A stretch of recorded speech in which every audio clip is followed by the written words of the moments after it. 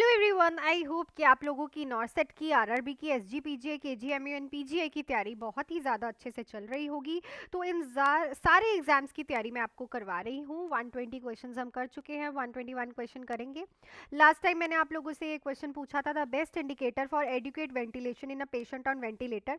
Patient है ventilator पे, best indicator क्या रहेगा एडुकेट वेंटिलेशन का? तो it is a end tidal CO2। ये मैं आपको पहले भी बता चुकी हूँ। सो एंड टाइडल CO2 ही आपको परफेक्टली एडुकेट वेंटिलेशन के बारे में ही बताता है, तो ये बेस्ट इंडिकेटर रहता है। ठीक है, चलो।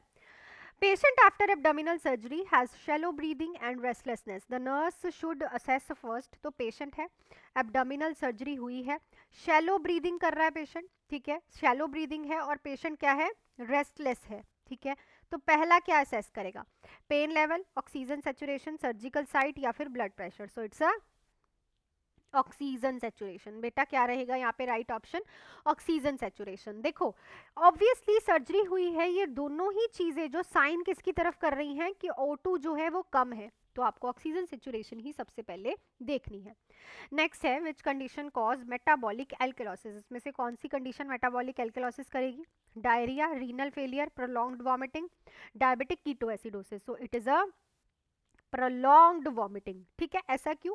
देखो जब आप वॉमिट करोगे तो स्टमक का जो एसिड है, स्टमक का जो बेटू एसिड है वो अब बाहर निकल जाएगा, एक्सक्रीट आउट हो जाएगा।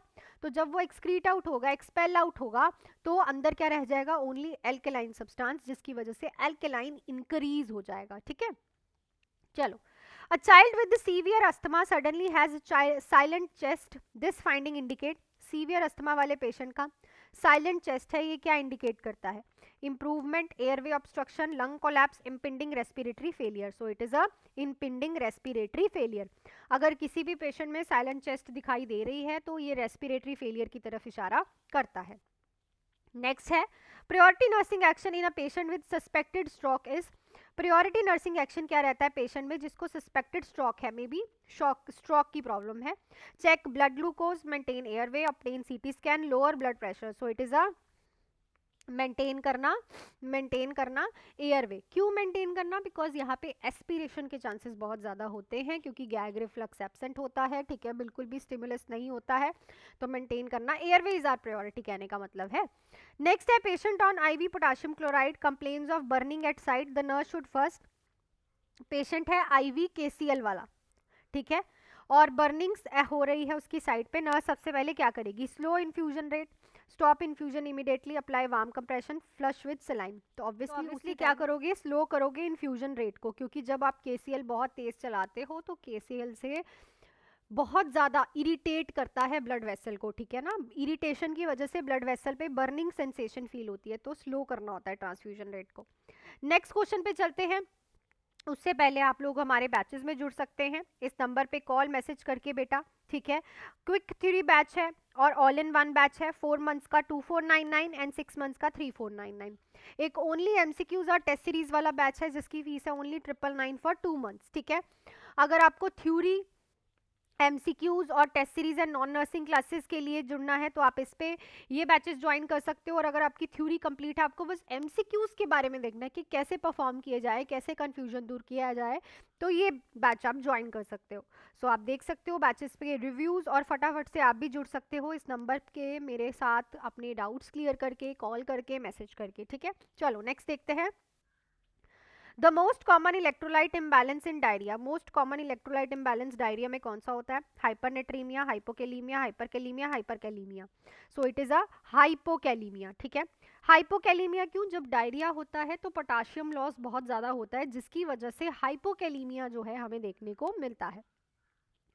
नेक्स्ट है a newborn with poor feeding lethargy should assess first for. तो न्यूबॉर्न है, पुअर फीडिंग कर रहा है, लेथार्जिक है, सबसे पहले क्या असेस करोगे? Sepsis, hypoglycaemia, hypothermia, jaundice. तो इट इज अ हाइपोग्लाइसीमिया। जब बच्चे के ग्लूकोज लेवल्स कम होते हैं तो वो पुअर फीडिंग और लेथार्जिक जैसे सिम्टम्स को शो करता है, तो सबसे पहले तो बच्चे के ग्लूकोज लेवल्स को चेक करो। नेक्स्ट है the earliest sign of fluid overload in infants.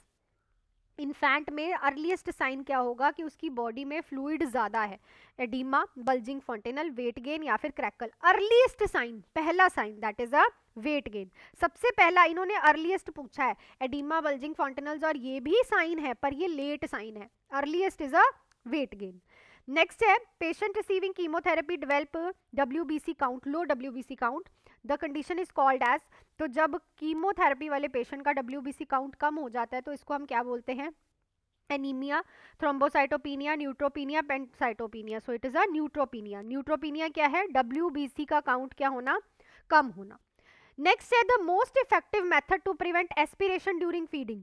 Aspiration के कैसे आप प्रिवेंट कर सकते हो जब आप किसी को फीडिंग दे रहे हो, use thick and liquid, feed slowly, upright position, oral suctioning. तो इस क्वेश्चन का आंसर आप लोग मुझे कमेंट सेक्शन में लिख के बताओगे कि क्या राइट रहेगा, ठीक है।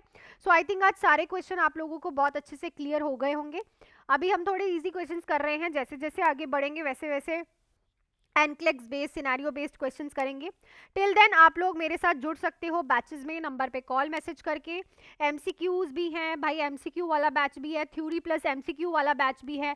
अपने अकॉर्डिंगली जो आपको बेस्ट लगता है आप जुड़ सकते हो, आप रिव्यूज देख सकते हो और अपनी क्लासेस को आज से ही शुरू कर सकते हो, नंबर आप लोगों के पास है। सो मिलती हूँ आप लोगों को नेक्स्ट क्लास में। Till then do hard work, make your parents proud and all the best.